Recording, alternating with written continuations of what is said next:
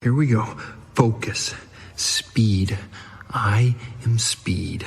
We will never sleep, cause sleep is for the weak. That we will never rest, till we're all fucking dead. No, sir, man. I don't like that crap. I'm a rocker, dude, through and through. Here's my favorite bands. AC/DC, Van Halen, not Van Hagar, Skinner, Def Leppard. All right, we're on in 5 minutes. We're headlining. We shouldn't be going on until at least 11. It's the prom. It's over at 11.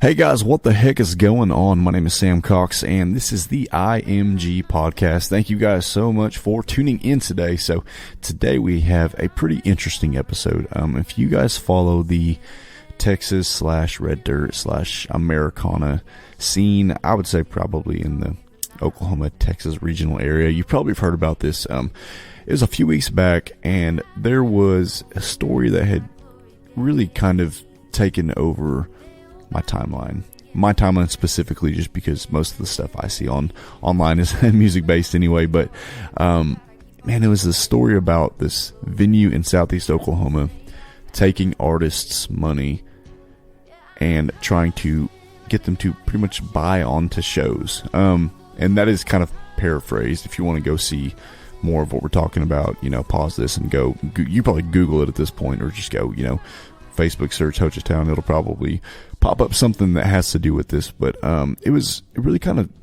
struck the wrong chord in a lot of people in the industry. And so we're kind of talking about this here today. We're talking about a lot of different things. What you need to expect as an opening act. And this is going to be kind of a opening act part 2 for anybody that has heard the first episode where we were doing the episode over how to become an opening act. This is kind of going to be a part 2 of that. Also, we're really just talking about why this is kind of a very bad thing, but also we're going to kind of play devil's advocate a little bit and see things, I guess I'd say on the venue side of it, but also why this is maybe acceptable in a parallel universe or something. But anyway, so today I am joined by a couple of different people. One is Miss Autumn Ragland. If you guys do not know, Autumn is my wife. We are married, and I am her tour manager. I also book for her, and I'm kind of her day-to-day and that kind of stuff, as well as a number of different acts. We're also joined by Miss Elisa Compton. Elisa is the tour manager for Miss Sunny Sweeney. Just a quick backstory. Elisa used to be Autumn's manager, and that was whenever it was quote-unquote Ragland instead of Autumn Ragland. And so Elisa was actually the person that had advanced this show for us whenever Ragland was playing at Hochatown. So we all have a lot of history with this venue. Did not have a super pleasant experience. You'll be able to tell that right off the bat. This one isn't as juicy as I thought it was going to be. I think we kind of held back a little bit on the whole entire thing, especially Autumn. If you guys know Autumn, you know that she's got a mouth on her for sure. So we ended up holding back a little more than I thought we were going to. But nonetheless, it was still a very, very fun podcast. We try to keep it as informative and fun, just a good mixture of both at the same time. So without any further ado, let's get into this business with Hochatown Saloon in Hochatown, Oklahoma. Okay. All right. Can you hear me, Lisa? I can hear you. Okay, cool. Oh, turn mine down though. Okay. What about that? Better? No, it sounds the same. What about now? Oh, yeah. Well, maybe up a little bit more now. Okay. That's probably good. Hey, Mine too loud? You what? Mine too loud? Now you're good. I can hear you. Autumn's just like the Goldilocks of sound. She's always like, not enough, too little, too much, just right. I think that's just the women artists in general. Dude, I'm gonna go turn off that baby monitor. Or not the baby monitor, because all I can hear is a lullaby. The repetitive lullaby. She has this sound machine that plays. I don't even think you can hear me. Can you hear me? I can hear you. Yeah. I think you can hear me in Sam's mic. I don't think mine's on. But she has this sound machine and it replays the same fucking lullaby like over and over. And over. So that's all we can hear like at all times. So today we are going to talk about a very hot topic that's a bunch of people kind of talking about in the music industry over the last few weeks. I think it kind of died down now. I haven't seen really anything about it in the last week or two So I think it's probably now a good time to see what all happened now that kind of the smoke kind of cleared for everything. So if you don't know what we're talking about Hochatown Saloon. Pretty sure you pronounce it with the long O, Hochatown, right? I don't know. I'm not sure either, but I'm glad to be back on the podcast. I've been gone for a while, so yeah, I know. Yeah, Lisa's been all over the country, United States, over God's green earth with Miss Sunny Sweeney.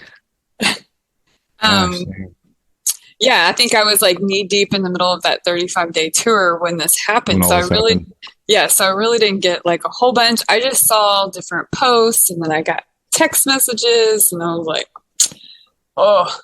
You're like, I don't have time for this shit. I know, but like, it was something that started off kind of small, and then I saw it for like a couple of days from like a few people, but then there was just one day where it just boom, like everybody was talking about it.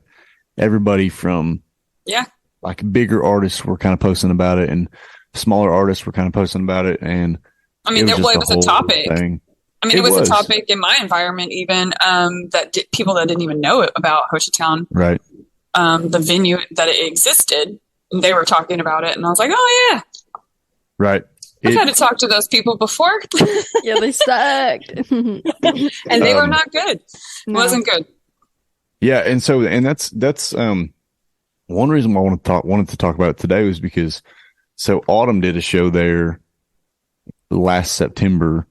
And so we got to deal with the staff and the people that were involved in the short list, quote unquote, making of it and all that kind of stuff. And so, this was definitely something that we can speak about firsthand. And this is going to be a podcast where, like I didn't like this place before this thing even happened. So I was like, it's going to get a little juicy. We're going to try our best to keep names out of. I don't know their names.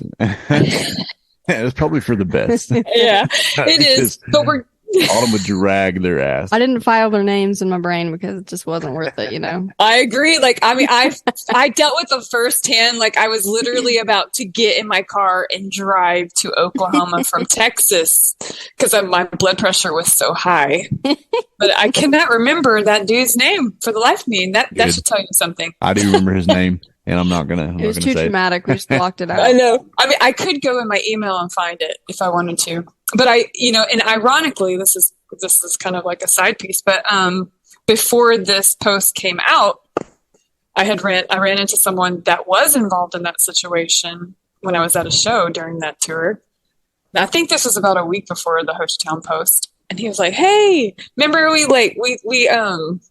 worked with each other during the Hochatown gig," and I was like, "Oh God, full circle," because I made an ass of myself. No, you didn't. No way. You did your job. I did my job, but I was not nice. and then it made me think, I really should not be so abrasive sometimes. But yeah, I love the abrasive. The guy deserved it. Every bit of it. Like, he is so serious. He was not a good guy. He's very, and I will say to start off, which we're going to get into a lot of this, but again, this is going to be a pretty juicy podcast, but it's going to be informative. Me and Elisa said, we're not going to, and positive. If we're going to wrap it all around at the end, we're going to circle back and be like, what can we learn from this? We're going to also turn this into a opening band part 2, because a lot of people liked the How to Become an Opening Band podcast that we did a couple months back. Getting started. Yeah. Yes. And so we're going to kind of do like a part 2 towards the end of this. But if you hear a bunch of noise over here, a bunch of breathing, heavy breathing. Noah. She's sitting in Autumn's breathing lap. and slurping. The one that was in charge of the website / shortlist, quote unquote. I spoke to a mutual friend of ours, and I'm going to cut this part out. I was talking, and this person said that person is like just not a good person at all. And he used to work for a production company that me and Elisa and Autumn are friends with. And the dude, from what I know, the dude is like not a good person, like on probation kind of. Well, I mean, I could tell that just by his voice. Yeah, no, I remember I told you I was like, this guy seems like real messed up. Like when I met him that first time. And I hate that, Like, sometimes just dead in his eyes. It doesn't make me happy for people to just be fucked up, but he was just not, he did not have a good personality at all. And it sucks that somebody like that was even of any importance or had any kind of like hierarchy in the Oklahoma music scene. It kind of really, it sucks. Yeah, we all had horrible experiences with him back whenever Autumn played there. Elisa used to be Autumn's manager back before she went full time with Sonny, and Elisa did all the advancement with this guy. From what I know, you had just like the worst experience. We had the worst experience when we were there with Autumn at her show. Yeah, I mean, I did even before, like when I advanced it, and then the night of the show, that's when Newt texted me, and I was like, oh boy. Yeah, right. Like because Newt was TMing at that time. When Newt's texting you because of the situation, it's like, are you kidding me? Like, for real? Yeah. Like, it's this level? We're at this point. Yeah. And it doesn't have to be. Didn't have to be. Yeah. No. I will say that I really do hope at the end of the day that they got their shit together in the last few weeks after all this went down, because when we were there, we did not have a good experience at all. And even the band that we were opening for, the artist rather, their team was like, I don't know why we keep getting booked at this fucking place, man. It is not a good place. Like, they treat us like shit. It's not ran well at all. And so we don't really know what's going on. But, Elisa, do you have that thing pulled up? Do you have the short list? For the low price of $100. Yeah. Well, and also I was going to add, like, I think, the vibe that I got, like, when I first advanced that show, I mean, it was kind of like a good old boy system, which, I mean, leads into this, what we're about to read. Yeah. It seemed to me, I mean, of course, this is just me assuming, but they wanted someone else there opening, and you were approved by the headlining artist to be there. Yeah, that's so they were like, well, that's bullshit. So they were trying to cause problems to make you leave or want you to leave. Because it's not what they wanted. I think that has to have been what it was, because it was just such obvious, like, disrespect. Just such obvious. Like, it had to have been something like that. Honestly, I've never even thought of it like that. Well, and also, yeah, I mean, but also, I mean, I hate throwing this card always in there, but also, not only was he dealing with a woman artist, but then I'm a woman too. So not just one, but two women coming at him. Very chauvinistic. Yeah. So, the post that I was sent, text message, was Hocha Saloon Bands want to open a Hochatown Saloon show?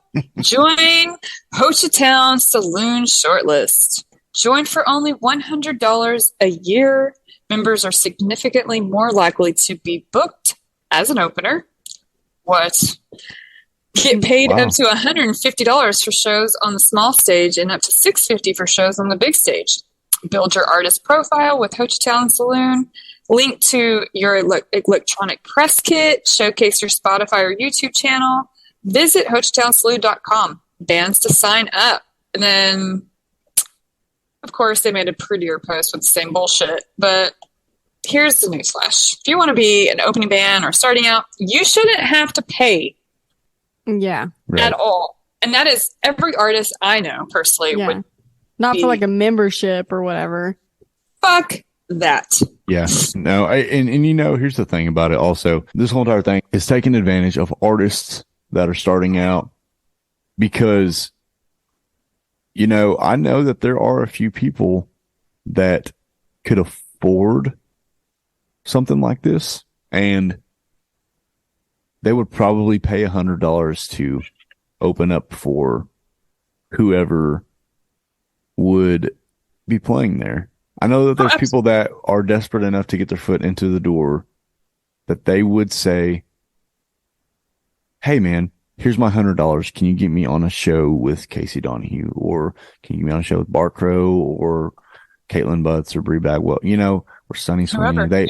There are people that want that for their career, that they would do that. And the target demographic artist that Hochatown Saloon was targeting was that up and coming musician that is, I don't know if the word desperate is the right word. I know it is.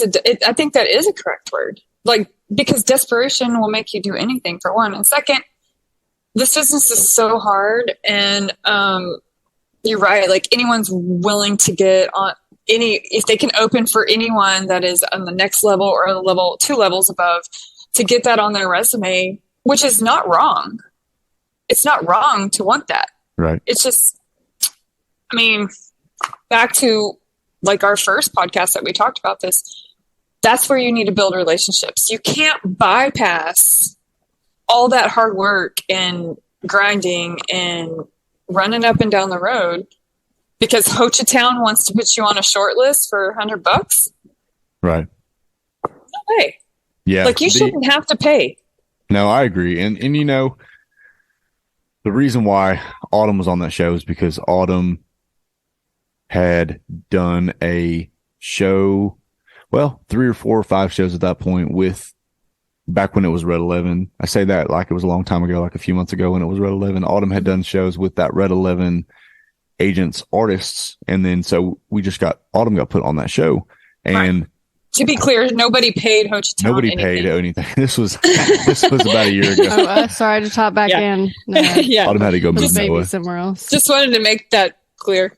Yeah. And that was because of relationships, of a relationship, of professionalism, of grinding. It was kind of a mixture of a lot of different things. Realistically, people want to, people kind of have to, at the beginning have to kind of scratch and claw for support slots. But when you get to know people, it makes it a lot easier. It happens organically. And again, their target demographic to make money on that was 100% the desperate artist starting out, or maybe not even, I'm just going to go a step farther, not even just the desperate artist that is starting out, but again, a step farther, the arguably maybe more desperate artist that has been doing this for 10 years and hasn't really caught a break or hasn't had any win behind their sails yet, so to speak. And they're like, man, they're really using it to their advantage because, some people would actually look at this and say, this is an investment. And they're not wrong, but, but as an artist, you should be investing. I mean, you're already having to pay for lodging, gas, all of these other expenses that come with the job. You shouldn't have to pay a venue for you to get on their stage. Right. Overall, you're already spending money. Overall, it was extremely fucked up. If anybody's wondering our stance on this by now, if we haven't made it super clear, I think the whole entire thing was extremely fucked up. Every single artist that I saw that shared something like this about Hochatown had said something along the lines of, I think that the most commonly used word in all the posts was preying. Like, this venue was preying on young artists that, oh, absolutely. Mm-hmm. That, again, maybe haven't gotten the break that they want, or, you and I both know, and Autumn knows, other musicians that are, I know musicians that are college professors, doctors, they work at the fire department, they're school teachers. They can afford $100. They'd be like, I can afford $100 to like get on some cool shows. Like, awesome, let's do that. And so it's wrong. It's very wrong because preying on ignorance too, when it is a artist that's coming from the ground up, they don't know any better. And you don't mean ignorance as in a negative way. Ignorance as no, it's just like you just don't know. I mean, ignorance. Probably what Webster would define it would be like just the absence of knowing. Not knowing, yeah. Not knowing, yes, exactly. So, go ahead. Sorry. Yeah, I mean, and they're preying on that because a lot of, especially local hometown artists that probably don't leave, within 100-mile radius. They don't know any better. They don't know that there's greater, bigger, better venues out there that have probably more fans that show up. I mean, and that are willing to, like, they want you to come to their venue and they're going to give you catering backstage, Right. Has a really great green room and they're not going to give you any crap. And they have really great sound guys that aren't going to talk shit to you on the stage. So yeah, Exactly. You know, but you don't know that until you go out and find it. So of course they're going to prey on those locals for sure. Yeah, no, it's just really messed up because I know that there was multiple people. There's probably multiple people that signed up for it, you know, or there's probably multiple people that saw this post because they got so much fucking attention that they were like secretly like, man, I would do this. Yeah. I mean, they probably did and didn't tell anybody. I mean, and that's unfortunate too, because I mean, we're over here fighting for artists to be able to get a raise. You know, everybody's kind of been set back because of COVID. And I mean, you cannot be a part of the problem. We got to like all be a team here. And we're trying to raise prices for artists to get paid. We're trying to raise, you know, everybody, especially women, they want equality on top of it as far as pay. And then we're going a step back if artists are going to start paying venues to be a part of a group.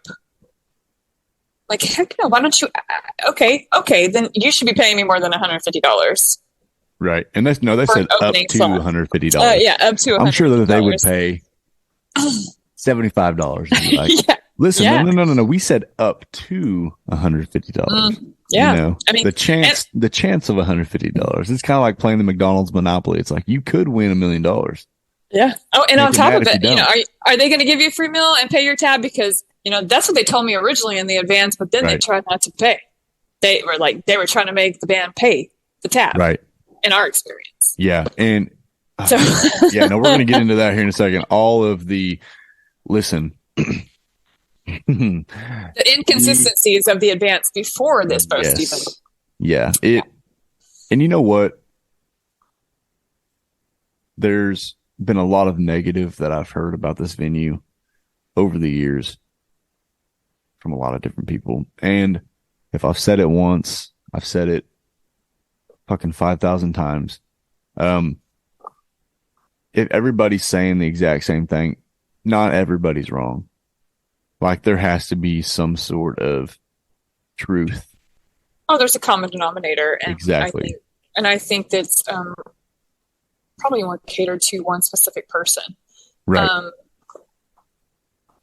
The personality of that person, honestly. I mean, well, yeah. And to be honest with you, we dealt with multiple people at that venue.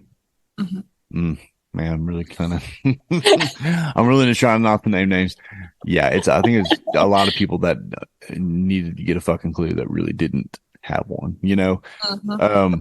And you know what really sucks? What really, really, really sucks is I feel bad for the musicians that are kind of starting out in Southeast Oklahoma that can't get into anywhere in Texoma, you know, in Denison, Sherman, McKinney. They can't get into Hanks. They can't get into any of these other places. They can't get into Gillies and Durant or, you know, any of these other places. And so, and over there in like Broken Bow, Idabel, like Hochatown is like the place to play. You know, they can't get in anywhere. Right, it's a stepping stone for sure. Yeah, and then so it's like, and that kind of closes it off to them, which they can still play there. But at this point, I mean, correct me if I'm wrong. If I saw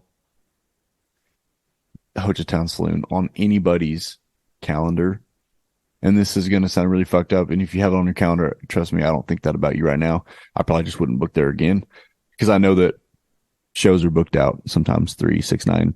Right, that's what I was going to say. I mean, I do have some friends that have recently played, and I mean, I'm not holding it against them because that contract was probably already signed. Yeah, like 6 months ago. One of the dudes from Kinfo had posted RB. Shout out to RB. He's the Ross. He's the bassist for Kinfo, and he every single day it's like a tradition. He always posts like today's PlayStation, and today's workstation or whatever he says, and he'll post a picture behind the microphone, and it'll be like, you know, White Oak Music Hall or, you know, Saxon Pub or, you know, Sam's Burger Joint or whatever. And that day he posted Hochatown Saloon because they were opening for Josh Ward. And then so Autumn comments on it. She's like, damn, how much you pay to get on that show? Rico. Just fucking with him, yeah. Shouting out to Rico. Hi, Rico. I finally got to meet Rico. Oh, you did? Where at? On our way to Mexico. Who's on the cruise? Oh, nice. Cool. Yeah. Yeah. Yeah, we're doing a show with them Wednesday. This podcast won't be out before then, but Autumn's doing a show. Autumn and Hunter and the Tall Boys are both doing a show with them in Tulsa Wednesday, so it'll be pretty Awesome. fun. If for some reason this podcast comes out before then, go to that show. It's going to be a freaking, as they like to call it, a barn burner for sure. But you know, just, what's really fucked up is that like the people. If I see this on Hochatown, if I see Hochatown Saloon on a calendar of an artist starting probably, I'd say 2024, maybe even late 2023. This is just my personal opinion. It's probably going to inherently make that artist lose credibility in probably my eyes and probably some other people's eyes that are in the industry, other agents or managers or right. Yeah, I was going to say it's going to be more industry leaning. Fans really don't know. I mean, some do. The hardcore fans that follow it. Oh, there were some fans that were fucking pissed about it. Yeah, I mean, and they're like, I'm not going to another show here. Right. Yeah, there's fans out there that are hardcore, that are loyal, and they're going to stick up for the independent artists, especially. But majority of the fans aren't going to know the difference. But I mean, that's why it's important. I mean, there's venues out there that still trying to take merch sales, but then fans start to catch on to that too. So, you know, they don't want to do it. Yeah, there's a lot of people that were like, I'm never buying a ticket here again. Or there's a lot of people also that were like talking about going out in front of the venue and like striking, you know, pretty much not striking, but you know, just like protesting, I guess is probably a better word. Yeah. Be aware of those loyal fans because and you know, they are there. The people that lose the most out of this entire thing are, again, the local artists, because they don't. That's one other place that they probably can't play, because I don't know if you guys have ever been to Southeast Oklahoma, but when you're talking like south of Tahlequah, Podo, Salisal, south of that, there's not a whole lot. There's just the mountains. There's a few big towns down there. And then you got, you know, Idabel and Broken Bow and there's not much at all. And so that's like the place to play in that region of the state. So the local artists are really kind of like in the losing situation in that. Also, the other people that really kind of get fucked in this whole thing is the bartenders, the waitresses. No, I was going to say the fans, because the artists aren't going to come there. Exactly. You know, their favorites aren't going to play. Majority. I mean, I know. Exactly. I mean, big or small, you know. No, 100% agree. If you live in Idabel or Paris, Texas, or Tallahena, or anywhere like around there, like a town around there, your favorite band is probably very significantly less likely to come to Hochatown Saloon. And you will have to go to like Dallas, Fort Worth, or McKinney, or Oklahoma City to like go see them. So yeah, there's a lot of people that really kind of get fucked throughout this whole entire thing. I do want to say that the flip side to this, which will expire very quickly because, you know, it's starting to be kind of old news at this point. The people that really kind of won from this thing was Colby Cooper, Josh Ward, Buck Cherry, Creed Fisher, because they were on the upcoming shows calendar right after the post. And from what I've heard, ticket sales from all those shows are doing fucking amazing, because everybody was like, what? So a lot of people were like, Hochatown Saloon, what the fuck? And they went to their website to go check out the shortlist thing. A lot of people also said, what is Hochatown Saloon? A lot of people that are in Oklahoma that don't know about that destination. It's kind of like a vacation spot in Oklahoma. Honestly, it's a big tourist community. And, they're like, shit. And also, I was going to say, there's clickbait, because like, unless you don't, I mean, if as a fan, if you don't understand what's going on, you're just seeing Hochatown like in a headline or on a post from your favorite artist, but you didn't take the time to read the actual article. It was really negative, y'all. It was not positive. yeah, that would be me. That would be me not reading. I'm the guy. Yeah, fuck that. Clickbait. Yeah. But no, I think that they're kind of like the winners in the whole entire thing, which again, that'll expire pretty soon, because all the shows that they had announced on their while they were getting I'm sure thousands, 10,000s of hits to their website, you know. Wow. The shows that were on there will be in the past at some point. So, but no, we any publicity is publicity. So you know what people say all the time, like any publicity is good publicity. Yeah. And it doesn't matter how fucked up or how bad or how just like absolutely just fucking shitty the situation is. That is never wrong. Like this is the absolute worst. This is a PR fucking nightmare for. I mean, we're doing a podcast on it, Sam. Exactly. I know we're promoting them. We're promoting them right now. This episode brought to you by Hochatown Saloon. You'll see your favorite opening band that did not pay to get on the show. Wink, wink. But no, yeah, fuck, man, we are promoting them, aren't we? Goddamn. But any publicity is good publicity, because even a PR nightmare like this for a venue, they're still, from what I've heard, did the tickets for Colby Cooper and Buck Cherry and Creed Fisher and Josh Ward, and they're doing pretty good. Yeah, I'm sure they did. I mean, I've seen pictures. It didn't look empty. It's fucked up. So it's clickbait. Freaking post. Yep. You need to read the whole post. It might be really long, but the artist has something really great to say about it. I promise you. Autumn had a lot to say about it too. There was Autumn and a few other artists that posted some stuff,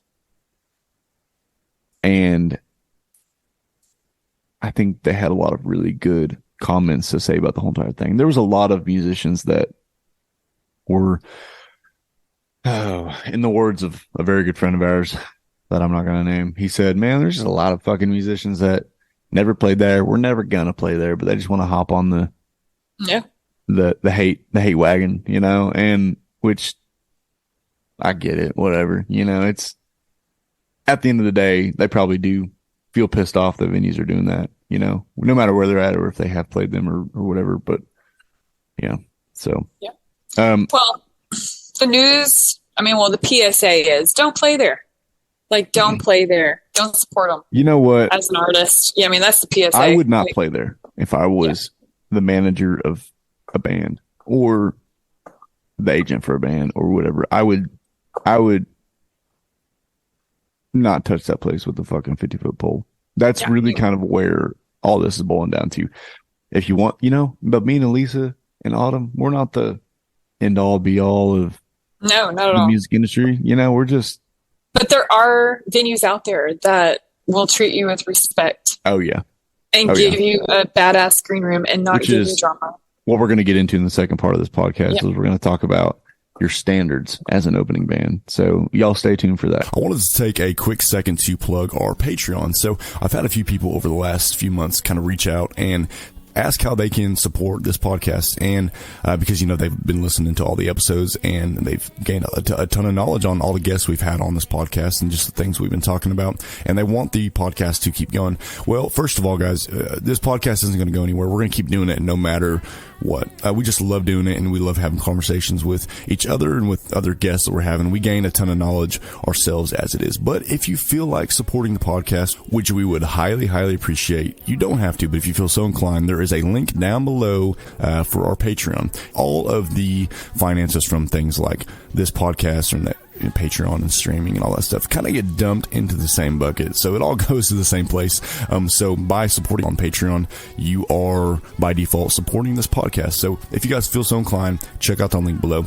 And on that note, I'm sure you guys have noticed over the last 4 or 5 episodes, we've started to have some sponsors on the podcast. That's super cool because this podcast has been growing at a very, very fast rate, which we're extremely stoked about. But if you guys are interested in being a sponsor on this podcast, feel free to reach out to me or Lisa if you guys know us personally, or check out our emails down below in the description. You guys can contact us there. And without any further ado, let's get back into it, guys. This episode brought to you by Hochatown Saloon. Oh my gosh. As well as Patreon. Go check it out down below in the description. We'd appreciate that very much. Yes. Without any further ado, let's get back into. And also come see me at a Sunny Sweeney show. I'll be all over the West Coast. Yeah, come see Lisa, because God knows when we'll fucking have Lisa back on the podcast. Oh my gosh, yeah. I leave, I think, July 5th. I won't be back to Texas till August 21st. Damn. Jesus. Oh, thanks. You need to tell old Miss I love it. Sweeney to We grind, give you man. a fucking break. Yeah, no, you guys do. Sonny works harder Yeah, we love than it. pretty much anybody I know. I agree. Yeah. She does. Honestly. I don't like doing that kind of shit. I like to chill. I like to be lazy. Yeah. She, y'all do not. Y'all are like the exact opposite. I know that, Yeah. you know, Well, everybody has their thing. props That's all right. for Yeah. sure. Yeah. Yeah. Mhm. I mean, I it's don't know. hard, Maybe it's but just because now that I'm full-time management agent, I just like being home sometimes. And also, I've just been on the road for like, I know I Yeah. sound like a fucking boomer saying this, but I mean, I've just been on the road since I was 15 in a rock band, you know, and now I'm Yeah. like 30 and I've just been on the road for like 15 years and it's just, I'm a little bit tired. I'll get another spurt, I think, but Yeah. fucking props to Sonny for, I'd rather stay with the kids now, though, too. Sonny Yeah. doesn't have kids. For We're me, also it's like, I just want to be home with kids. fresh parents, you know, and so it's just, yeah. you know, this past weekend I had the opportunity to go up and help work a show that, for anybody that doesn't know, I talent buy for places, and one of the places is up in Hayes, Kansas, at this theater. And we had Aaron Watson name dropping this past week, and I was gonna go up there and help work the show, and but I was like, fuck, man, Allie's got softball games. I was like, so what are we gonna do? And I get most of my work done, you know, throughout the week, and so I was like, Yeah. Well, I mean, that's how I am. Like when I am home, I'm just like, I just want to chill. I mean, Yeah. I do have a whole ass other job too, still. Yeah. Jesus. So just like want to chill sometimes. I really don't want to like come up from the surface. and all of Yeah, our I lives know. are anything but chaotic. Yeah. It's pretty hardcore. But anyway, yeah, go check out Elisa at a Sunny show. She'll sell you a t-shirt or 10 and Yeah. And a guitar. and a guitar, signed guitar. Oh, yeah. We've Seen that. had a hard time getting Elisa on the podcast. She's missed the last 2 or 3, I think, at least. And but she's here today, so Yeah. enjoy it while it lasts. Yeah. Anyway, so we're gonna get back into talking about this Hochatown stuff. Alden Raglan, what was your experience? What was your Hochatown experience like? And also, we It's are a going blur. to start It's a blur. going into the. Elisa and I were talking at the PTSD. beginning of it. We're gonna start transitioning into the opening bands part 2, and we're gonna really kind of focus this one on like what to expect as an opening band, like And the positive, positive part of it. Yeah. So, Yeah. What do you want from me? I don't know. What was your what was your experience like What was your experience of it? Yeah. as the artist, the actual artist that was, you know, I mean, I know it was terrible personally. Yeah. I think one of the weirdest things was they told us like the food was covered, and then we all like ate. And when you hear your food's covered, you're like, I'm gonna get the steak. You know what I mean? Like you're gonna get a nice meal for yourself. So, which I think Mikey still ended up having chicken tenders, but I think me and Sam had like a chicken fried steak and some, you know, some crazy stuff or whatever. And no, it wasn't that crazy. But we ordered food, and then after the food was completely cleared off of our table, they were like, "Oh yeah, the food's not covered." Yeah, I got the text. And we were like, "Excuse me? You literally just told us that the food was covered. We sat here and we ate in front of you, and now you're gonna come back and tell us the food's not covered after It was you've like taken a it off of our table?" $77 bill between the 4 of us, I think. Well, yeah, but the thing is that when I advanced it, it was covered. It was So, I mean, covered. Yeah. So yeah, and that I don't know. I just thought What that about the was bullshit. sound? What about the sound part? I know, though? I'm getting there, but I need to No, point okay. out. I need to point out that there's more shady shit going on with this business, because when all that stuff came up, when the short list stuff came up, I saw several people comment on people's posts saying that same situation happened to them, where they said food and drink was covered, and then they ate and drank, and then they switched it. So to me, that sounds like another little, you know, way to get people to spend more money, and then, you know, whatever. So I needed to point that out as well. because I was like, okay, I wasn't the only person that happened to. Apparently it's something they do. Routine. Mm-hmm. Right. Okay. And then so we were sound checking, and then it's kind of weird, you know. Sound guys are usually kind of standoffish with me anyway because I'm a girl. They're hot and cold. Yeah. Yeah. They're hot and cold, and so no two sound guys are ever the same. And No. generally, I show up looking like I have no like I am just like not cute. I'm not cute. I don't look professional. I'm just like coming out of the car onto the stage. And so they just kind of assume I don't know what I'm doing. This is my first show I've ever played. Like I'm just this little girl that like got this gig like on a rando kind of. It's your first show. Yes. And so I was expecting the way he was acting. Oh, hey at there, first. darling. Are you going to sing? Yeah. Are you gonna Really? sing? Yeah. You gonna sing for me tonight? Yes. And I'm like, yes, for sure. Or they think I'm the girlfriend helping load stuff on the stage. So, Oh yeah, the girlfriend thing is like very, very common. yes. And so, or they think I'm the merch girl. Like if they see me helping like with the merch at all, I'm the merch girl for sure. But so I was expecting kind of, you know, his weird behavior at first. It was like whatever. And then we were sound checking, and it was just like he wasn't paying attention. He like took a phone call in the middle of the sound check, and then like we were all just standing there. Nothing was muted, right? Like we were all still standing there, like couldn't unplug our instruments or anything. And he just like went outside and took this phone call. From what I overheard, it was just like him like checking about something with his insurance. And so we were standing there for like 10 minutes, and I was like, what the fuck? After we had finished playing the song that we were sound checking on. Like Yeah, so we were through, sound checking a song. sang he last answers- verse, chorus. He answers the call in the middle of us playing the song that he's supposed to be sound checking us for, walks outside, doesn't say anything to us like, you know, like, hey, I'm gonna take this phone call, or like, oh yeah, There this to is adjust good, sounds anything. good. Yeah. So we were just sitting there playing this whole entire song. We finished the song. He still doesn't come back in. We're still just standing there waiting on him. And then finally I just get off stage. I just unplug my guitar, you know, pull the plug out. I'm like, I don't know what else to do at this point. Yeah. So Yeah. I just unplug it, and then Hear that big loud pop. No. yeah, and then got off stage, and I don't even remember what I said, honestly. Oh, I thought there was like a confrontation though. There honestly. was. Oh, there definitely was. I just don't remember it. I- So Because after I that, remember. don't care I enough. remember. I think I remember. I mean, I don't know if we want to go that far, but we do. No, yeah, I don't We're care. talking about okay. respect that you should get as an opener. Bro, what I remember specifically, he got shitty. Yeah, well, I guess when I he walked came out back there. in. I walked out there And- and I said something. I cannot remember what I said. Sam, if you remember what I said, feel free to say it. But I don't remember what I said. You said, Autumn, listen, and sometimes Autumn goes a little overboard. She said, "Hey, could you come to your job?" You know, or something Yeah. like that. Shit. And he pops off with, "The only reason you're on this show is because I said you're on this show." Because he was like, you know, even whenever he was talking to you, he was like, "I'm the one that books the opening bands for this." Which, you know, 6 months later, Hochatown Saloon goes viral, and I'm like, this is the guy that did the short list because he's the one that quote unquote books the Books the opening shows, band. So, and that's kind of how I figured it out. Yeah.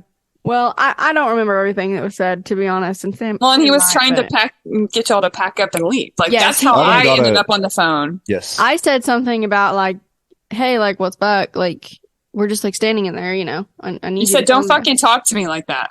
Oh yeah, he did Oh, say something. yeah. I did say, "Don't fucking talk to me like that," and he was like, "You're off the show," and I was like, "No, I'm not. I'm gonna be here when it's time to play. So just let me know." We went That's and talked how I to got- the headlining band's tour manager, and he goes, Yeah. "You're not off the show."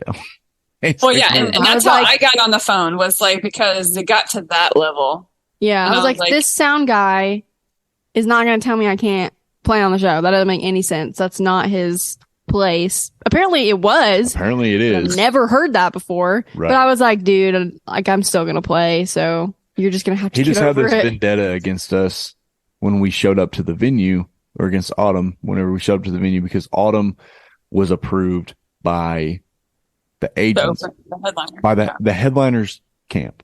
Yeah. And Oh, he yeah. was like, And- I'm the one that books the bands. And so he did not want Autumn on the show to begin with, because now there was 2 opening acts. There I was forgot a about pre-opener. that. Yeah. And that Yeah. I'm sure was the guy that he wanted to open. Right. And Was that's his why friend. That was his yeah. good old, Right. good old That's buddy. how we like put it together as the good old boy system was going on, Right. because he wanted his friend to play, and Autumn had been already booked. It had already been promoted that way for 3 months at this point? Right. months? Yeah. Well, I at don't that even think point, he knew I was going to be he there. didn't even know. We had Not until I advanced. I advanced 2 weeks Yeah. prior, but he Right. was still giving you shit.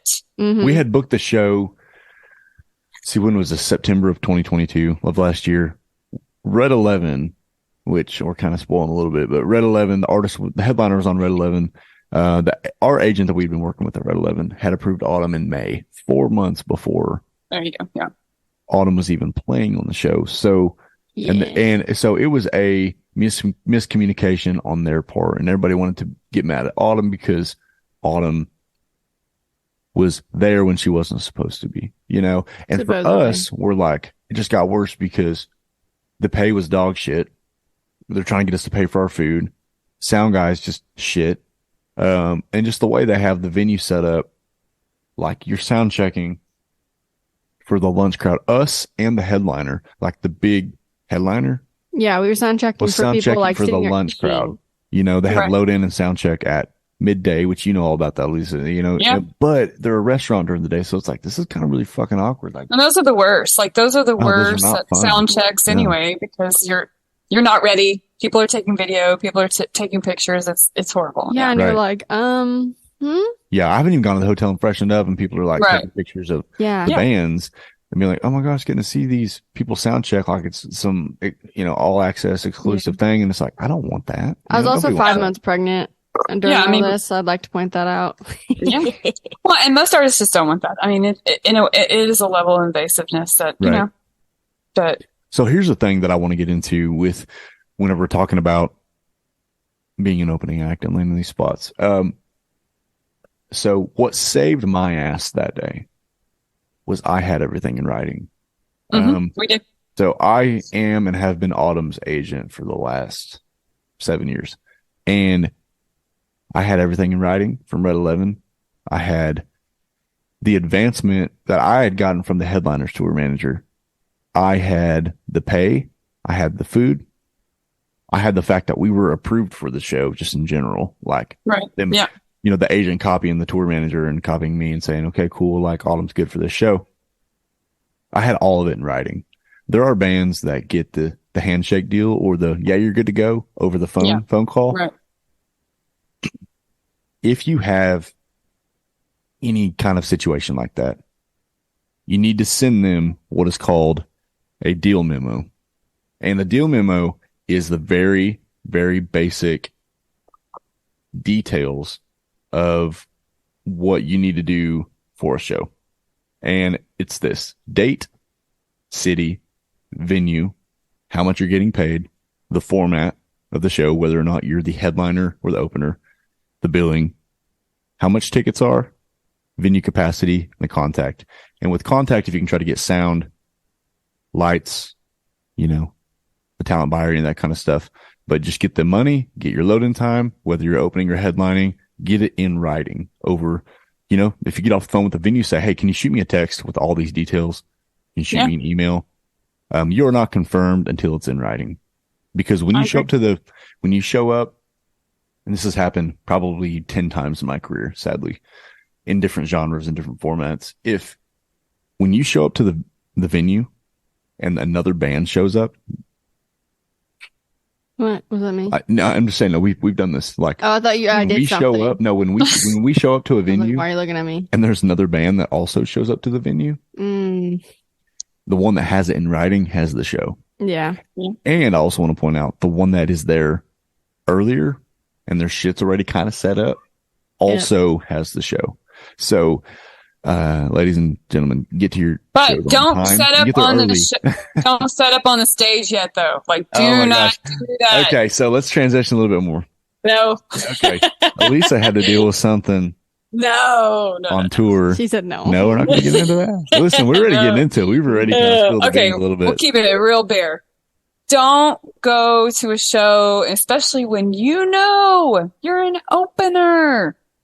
Don't set your shit up before the headliner. Right. And this is because has to sound check first. Yes, this is because you are setting up around the headliner, not vice versa. Yes. The headliner has to set their stuff up so that you can set up around them. I've played shows where I was a headliner and then the opening band moved my shit around. So your picks are missing.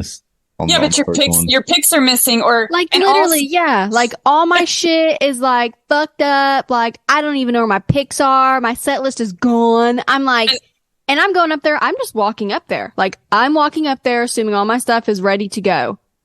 Yeah, because I made sure it was, and then all of my shit is moved, and so my show just goes to shit.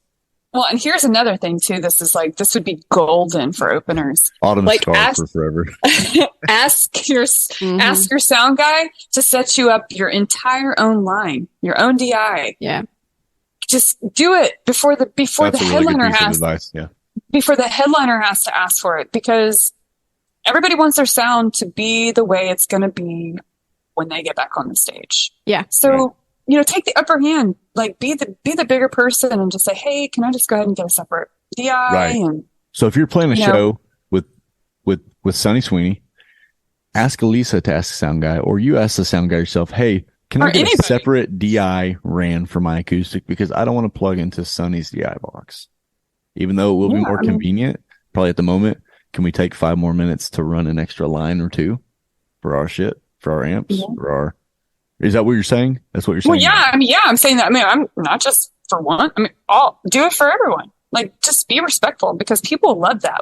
The headliner would love that if you would just take that initiative. Sometimes the sound guy will say, well, I don't want to do that. That's more work, or we don't have enough time. Sorry. That's what I require. Like, that's what I would say. Put it on a freaking stage plot, like. Right. Yeah, let's talk about stage plots for bands. That's kind of another thing I kind of wanted to go over. Explain to me in Elisa's Webster dictionary what a stage plot is. Well, it is a layout of what you need for yourself or your band as far as DIs, mics, placement, how many people you got on there, how many instruments. It's really important. And I suggest you always email it when you're advancing, send it in a writer packet, whatever, and or always keep a copy of it on hand, because most sound guys didn't get it, or they didn't print it out, or they just glanced over it a month ago. Yeah. And if you have it with you, then I've seen that a lot. It's more so like, what do you guys need? I'm like, like exactly. Like I'm sitting here having to like list it off to him, and he's like having to try to just remember it, and I'm like, okay, here's the paper. Yeah. That's so much better. I have a paper for you, because for some reason after I sent it to you, you just said, fuck it. The show will run a lot faster and smoother, in my opinion. Yeah.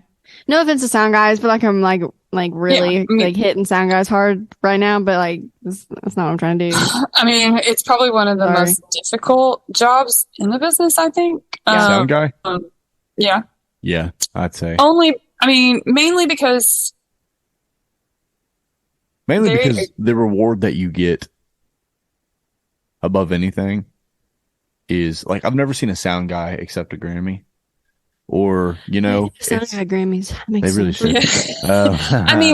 They get probably the most shit. They do. Some are really great and really nice, but they have no idea what they're doing. They won't leave their tablet alone. Yeah. or they have a really hard time with female artists. But that's just because there's a small percentage of females, which we learned at Americana Fest. What was it? 21% are females. In the Americana scene. But that was the people that were on the charts, though. That was the Americana charts. And that has to also do with whether or not the DJ was spinning them because they were female. That's a whole other can of worms. But females tend to have the hardest probably time with the male sound guys, because they're not used to a woman's voice. Majority of the talent coming through, whether it be rock, rap, whatever genre of music, majority are men. Yeah. And a lot of sound guys just don't have experience with women and their voices. And it's really interesting, like sound guys that have and that are used to it. Like my vocals sound so good, and then you go play a show and they don't know how to like Cynthia at Magnolia Motor Lounge. Cynthia. Every time you say that, it makes me think of Jump Street movie. But also, unfortunately, I feel like they're the worst with egos in this business. Yeah.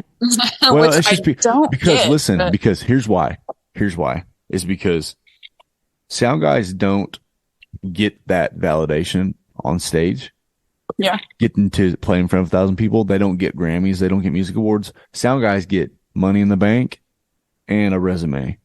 Well, but you know what? I haven't met that many great sound guys. I know. Okay. Yeah, let's move on. Okay.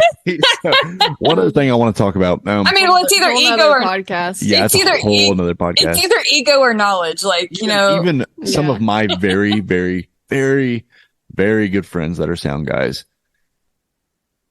not very many of them pass up on a chance to name drop. That's their part of their scene. validation. They just like to. You're not allowed in the box. Like, that's my favorite. Like, the sign. Okay, here's another thing I want to talk about. I always knock on it. Can I come in the box, please? Can I come in the subject? Like there's oh my gosh, I didn't want to talk about that guy. So I want to kind of play devil's advocate for a little bit on the opening band thing.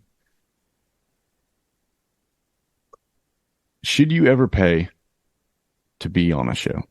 The bottom line about this whole entire thing, as an opening act. Should you ever pay to be on the show? Hell no. Sometimes if you're already paying enough to get there. That's kind of where I was getting at, was sometimes you lose money.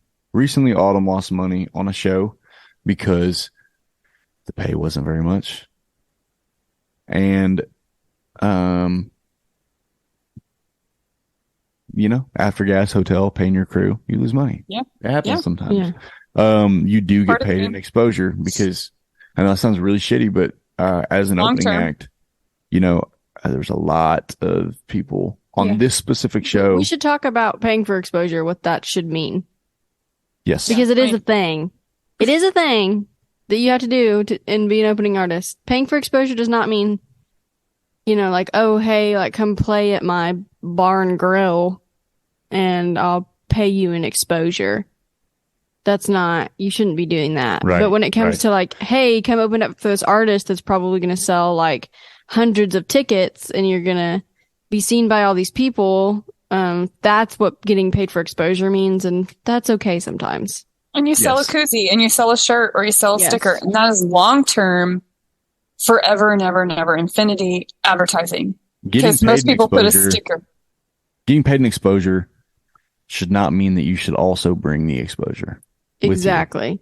Exactly. Do you get what I'm saying? I saw a meme about that.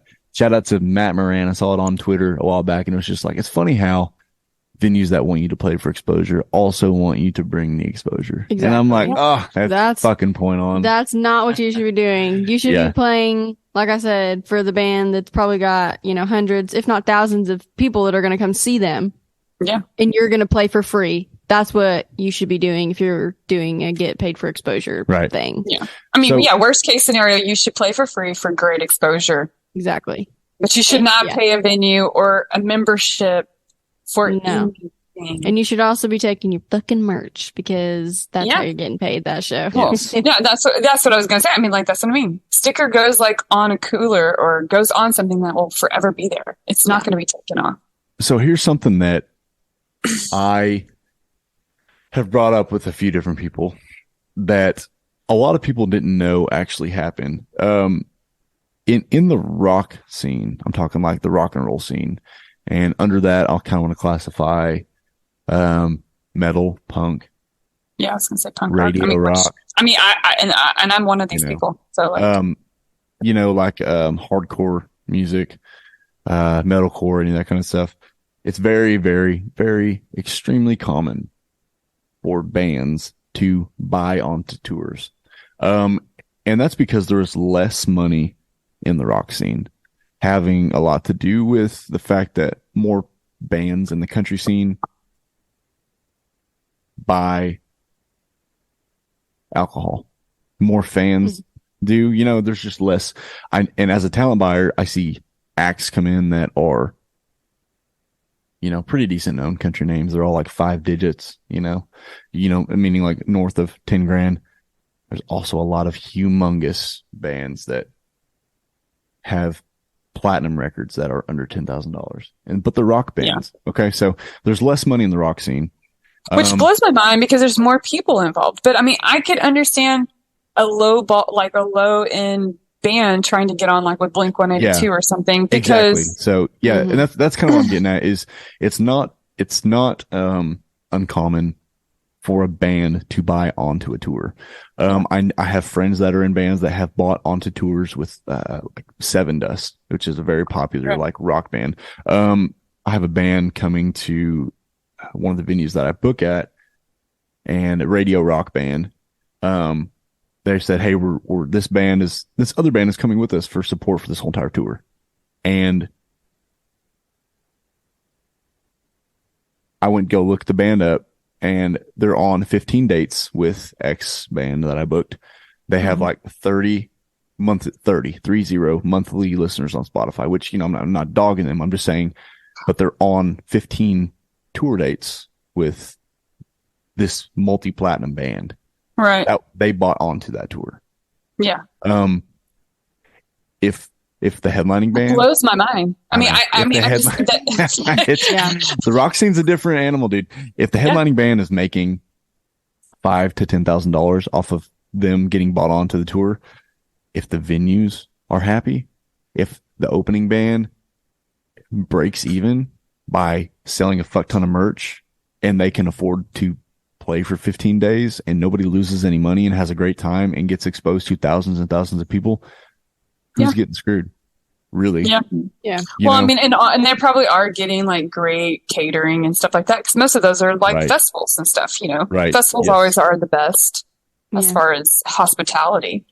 It is just weird because in our scene, it's like you get opening gigs from relationships and that's it. It's just like I want to help you, come play these shows with me. So it is weird. Right. Seems kind of weird. Yeah, I talked to... And that's the moral of the story right there, is like, really, you should not be paying to get on a venue. You need to cultivate your friendships and your relationships. Yeah. But not in an annoying way. I'm so sick of people like being fucking weird about it too. Like, I know, my you just see people like go to shows. Okay, so like we played this benefit, right? And there's like a lot of people that play this benefit. And I'm trying to think of what and there was about. yeah, you'll catch on. And there was this guy there one year. And since he had access to like the backstage area, because he was a smaller artist, he got put on it. He had access to the backstage area where all the bigger artists were. He would like go back there and kind of like hover and like kind of just like you could tell he was being really the selfie guy. It's also like the taking selfies with everybody. And... so that's not the way to do it. Like it's really gotta be like genuine. Like you accidentally ran into this person and then that connection made this connection and blah blah blah blah. It's it trust can't be like you go and you like and it can't be like you go and you like tracked them down, found them in person, and like now you're being weird and pushy and like. Well, and you also can't be the kind of guy or girl. I don't know if I'm saying this right. No, you are. Okay. No, I get 100% what you're saying. You also can't be the person that met somebody one time and is asking to pull a bunch of favors. Yeah. I know people that, I'm not the end all be all of anything. Neither is Elisa or Autumn, but we all know people that constantly want something from us or from people that we work with or work for, and it's like, like they know that people know when you're trying to be their friend just to get something out of them. Right. Correct. Yeah. So, I mean, your walls go up really fast. So you're going to ruin relationships like that. Right. So doing that is just, I had a conversation the other day with, somebody and they're like, "Hey, do you know this person?" And I was like, "Yeah." And they were like, "I ran into him the other day and was trying to talk to him at a bar in Tahlequah. This is a very famous person that lives in Tahlequah." And I said, "Well, how did that person act?" And they said, "Kind of standoffish, and like they didn't really want to talk to me, or they kind of mean." And I said, "Well, Like, what do you expect? Friend that I'm talking to, this is a person that's in a very large band, and they know that every single other musician that talks to him Might be out to get something from gets something from him, or just wants to be their friend, or just wants a selfie, or just wants a." And so they just inherently are like standoffish mentally from other people, and that just comes with the territory, though. I mean, because it's not even just the random fan or the random person or blah, blah, blah. It's your family too. Like even your own family wants something from you. Right. Yeah. Oh my God. Yeah.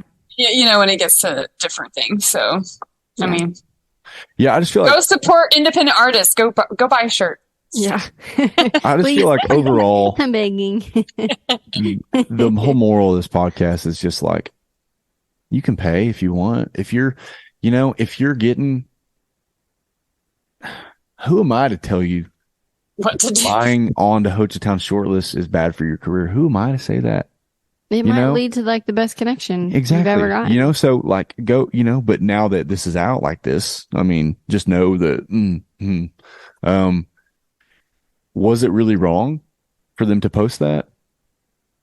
Who knows? Ethically, really, at the end of the day, ethics, from what I know, I think that ex guy was just filling his pockets and taking advantage of a demographic of artists that could. Yeah, I mean, he wants to be a part of that. I mean, that's my way of thinking, my morals, my values. Yeah. I don't want to be a part of that. And but you might want to, And it's like, again, who am I to tell them that's wrong? Who's getting screwed if it's a fair deal for everybody? Nobody is. And so, I think at the end of the day, and when we say this all the time on this podcast, we're just like creating real relationships. Noah agrees. Creating real relationships with people is the way that you. Well, and your behavior in the green room, or that's a good one. Green room. Whole other podcast. That's what we say now. Hold on. I mean, just like the basics. I mean, that's how you get to get good opening slots. Is just fostering those friendships. Yeah, having respect. I feel like I've made more connections by like me myself being standoffish. Like towards the bigger artists, like leave them alone. Like just be there, do your job, let them do their job, and then. Honestly, if you do a good job and they're like, hell yeah, like they were really great on this show and respectful and I didn't really have to worry about them, they're probably going to ask you to come back. Yeah. You don't have to jump their ass. Say no. You don't want people to remember you in a bad way. Yeah. If you don't jump their ass, they're probably going to be like, oh, that was actually a really pleasant experience. And then you'll get to see them again. And then slowly you will actually build a real relationship. Not one built off of, hey, I need to talk to you right now. Let's get a picture. I'm the biggest fan of you ever. And I love you so much. And oh my God, I'm going to stand in the green room and bug the shit out of you the rest of the night while you're trying to get ready. Yeah. Or, and don't break your fucking drums down on the stage. Get off the stage. Oh my God, yes. Yeah, for sure. Yeah. That's, oh God. That was one of the craziest things I've ever seen. I was sitting there literally like, are they really breaking their drums down on the stage? Cymbals in their bag. On the stage. Anyway, let's get off here. Anyway, guys, go join the Hochatown shortlist only for $100 if you want to. Yeah. Go buy onto a rock tour if you want to. But what's going to cost you less money is being a genuine person, being where it's happening. Be kind.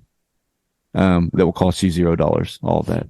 Yeah. And support, save your money for supporting independent artists. That's what I would say. Exactly. Hey. Yes. So. All right, I think we got it covered. Okay. Hochatown Saloon, go check out their upcoming shows, and go buy the opening band's merch because the Hochatown Saloon support is pretty dog shit.